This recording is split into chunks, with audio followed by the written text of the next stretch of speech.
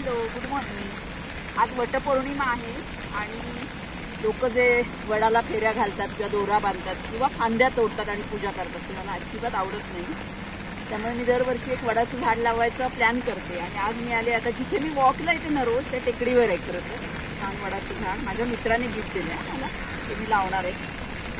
झालं आहे मुळं यूज करते.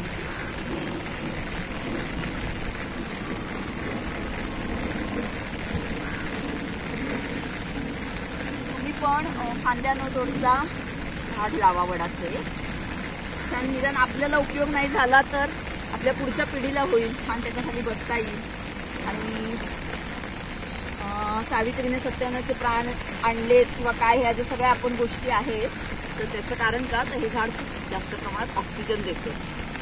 सो आपल्याला जर ऑक्सिजनची पातळी वाढवायची असेल तर अशी झाडं आपण लावली पाहिजेत आणि नुसती लावायची नाहीये तर ती जगवायची आहेत. म्हणून मी माझ्या टेकडीवर का लावते, सो रोज येऊन मी त्या झाडाशी बोलू शकते, पाणी देऊ शकते, म्हणून मी इथे लावणार आहे झाड.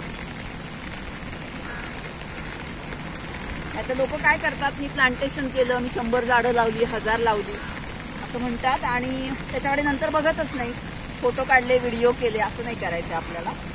खूप प्रामाणिकपणे, खूप विश्वासाने, खूप प्रेमाने अशी झाडं लावायची.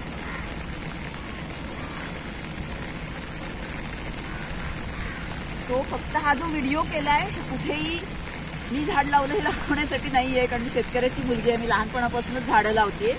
तर त्याच्यातून तुम्ही लोकांनी झाडं लावावी म्हणून हा व्हिडिओ आहे. So bye, take care.